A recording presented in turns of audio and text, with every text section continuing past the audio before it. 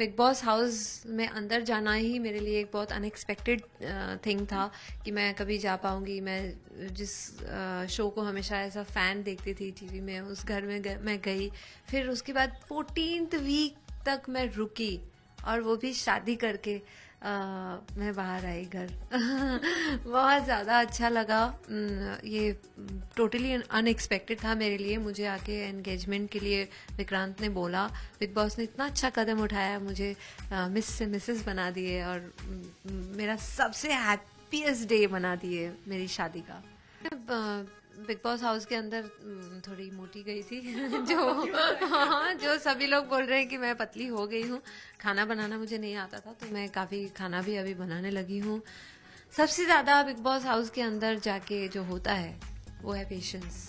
तो पेशेंस मेरे अंदर आई थिंक और बढ़ गया है। वैसे मैं इतना इम्पेशेंट नॉर्मल लाइफ में नहीं थी, लेकिन वहाँ जाके और बढ़ गया है, क्योंकि बहुत टफ है वहाँ पे। मतलब 24 आवर्स ऐसे बिना किसी से बात किए, बिना फैमिली के साथ कोई फ़ोन कॉल नहीं, कोई मोबाइल नहीं, कोई कुछ भी नहीं, और सिर्फ 15 लोगों के बीच आप रहो, और उसके बीच फिर कितने सारे झगड़े और अलग अलग टाइप के लोगों के बीच बिता के आना, मतलब वो अपने आप एक बिग टाइम चेंज है। ज़्यादा इमोशनल हूँ, और हाँ, मैं नहीं समझ पाती थी, नहीं संभाला जाता था मुझसे, क्योंकि ऐसे सिचुएशंस में नॉर्मली हम लोग नहीं होते हैं। घर में कभी भी कुछ भी प्रॉब्लम्स होता है, वहां पे भी रोती हूँ। मतलब दुख होता है तो कोई भी रोते ही है, लेकिन वहां पे कुछ अलग ही सिचुएशंस थी।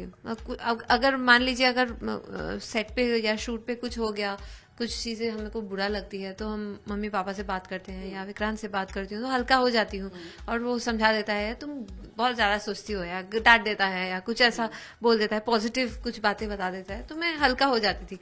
वहां तो इट वॉज नॉट, मतलब लाइक दैट।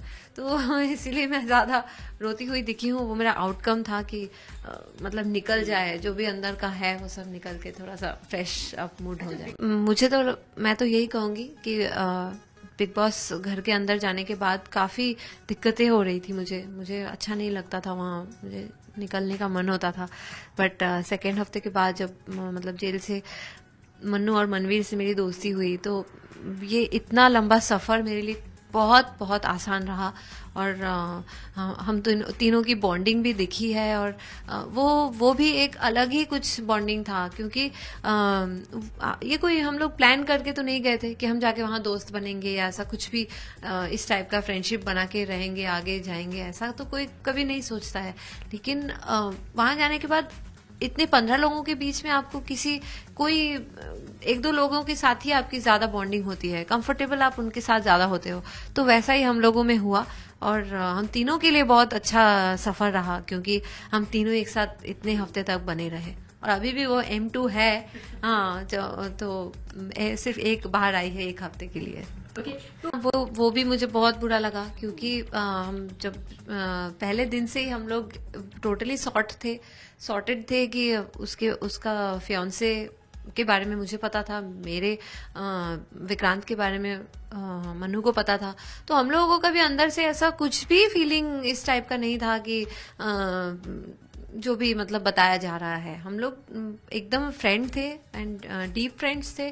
और 24 घंटे जब आप साथ होते हो, मतलब एक ही घर के अंदर, जहाँ बाहर का कोई कनेक्शन नहीं है, तो फ्रेंडशिप थोड़ी ज्यादा दिख जाती है। तो उसी हिसाब से दिखा है, और उसमें मैं बिल्कुल रिग्रेट नहीं करती हूँ, क्योंकि मैं वहां पे जब थी तो इन लोगों के साथ रह के मुझे बहुत अच्छा लगता था, और हम लोगों की बॉन्डिंग रियल में रियल था।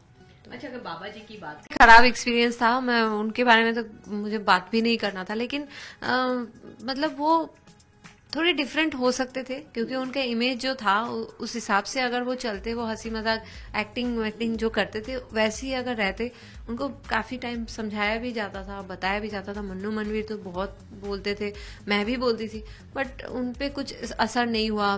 पहले हफ्ते से ही लोपा के साथ शुरू किया, फिर मेरे ऊपर अटैक किया, गंदी गंदी बातें किए, और फिर एंड होते होते तो मतलब हद ही पार कर दिए। टीम से हूँ, लेकिन मैं शुरुआत में तो मुझे इतना मतलब मौका नहीं मिला उन लोगों के साथ जेल होने के लिए, तो मुझे इसकी स्टार्टिंग कहाँ से हुई मुझे अभी तक नहीं पता चला।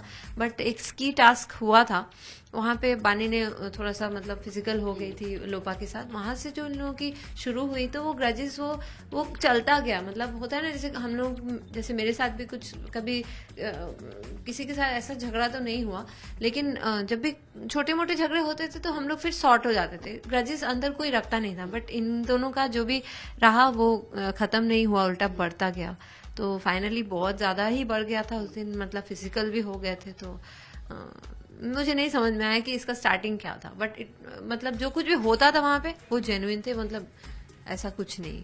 अच्छा, बिग बॉस ये सब जब भी कोई फेक ऐसे बोले जा रहे हैं, क्योंकि हम मतलब शादी लड़कियों के लिए इतना इम्पोर्टेंट होता है, इतना मतलब पवित्र होता है, और उसको लेके ऐसे इस टाइप का मजाक या कुछ भी अच्छा तो नहीं लग रहा है सुनने में।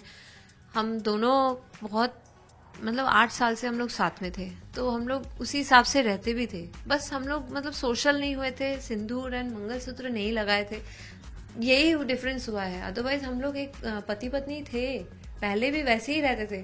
तो और अगर बिग बॉस हाउस में नहीं होता तो हम कुछ दिन में करने ही वाले थे।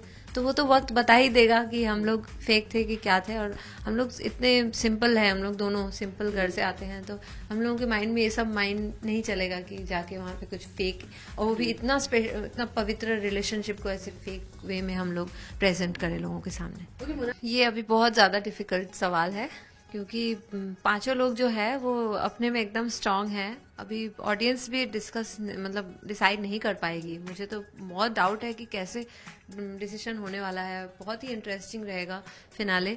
बट मैं रियली नहीं जानती, क्योंकि अलग अलग लोगों के अलग अलग पसंद देखने को मिल रहा है। जब भी कोई गेस्ट भी आते हैं, सेलिब्रिटीज आते हैं, तो बोलते हैं आप मेरे फेवरेट हो, आप मेरे फेवरेट हो। तो अलग अलग एकदम मिक्स्ड रिएक्शंस आ रहे हैं, तो मुझे समझ में नहीं आ रहा है जो भी होगा। किसे देखना चाहती है जीते हुए? अब जो मतलब अब मेरे फ्रेंड्स अंदर घर में हैं, तो मैं डेफिनेटली उन दोनों में से किसी को चाहूंगी, पर कोई भी हो मेरे लिए बहुत ही अच्छा लगेगा। अच्छा, बाहर निकल के किसके साथ फ्रेंडशिप कंटिन्यू रखेंगी आप? अभी फ्रेंड्स तो मेरे प्रॉपर तो वही दोनों बने थे वहां पे घर के अंदर। अब बाहर आने के बाद देखिए हर कोई बहुत अपने शेड्यूल में बिजी हो जाएगा। वो लोग भी अभी सेलेब्स हो गए हैं, तो उनके भी अपना काम है बाहर आने के बाद। तो अब किसको टाइम रहेगा क्या रहेगा वो हमें मालूम नहीं हो, तो वक्त ही बताएगा। मैं भी काफी बिजी हूँ, तो देखते हैं आगे क्या होता है। आगे आने का क्या प्लान है? आई मीन बॉलीवुड मूवी भी अब करते हुए लोग मोना को देखेंगे। मैं तो एक्ट्रेस हूँ, मैं सब कुछ के लिए ओपन हूँ। तो लेकिन मैं भोजपुरी फिल्म्स से आई हूँ, तो अभी पहले फिलहाल तो वही कंप्लीट करूँगी जितने भी इनकम्प्लीट फिल्म्स मेरे थे। तो अभी जल्द से जल्द स्टार्ट करने वाली हूँ। तो बट कोई भी ऐसे ऑफर्स आएंगे जो भी मतलब मेरे टाइप के, मुझे सोच के, तो डेफिनेटली मैं इंटरेस्टेड रहूंगी। फैंस को लेके क्या मैसेज देना चाहेंगे? मैं तो बस यही कहना चाहूंगी कि 14th वीक तक मुझे बनाए रखने के लिए बहुत बहुत बहुत थैंक्स। बट डिसहार्टन मत होइए, मैं बाहर आ गई हूँ तो क्या हुआ, अभी और बहुत कुछ आगे आपके लिए लेके आऊंगी और आपको ऐसे ही एंटरटेन करूंगी। आप लोगों को बहुत अच्छा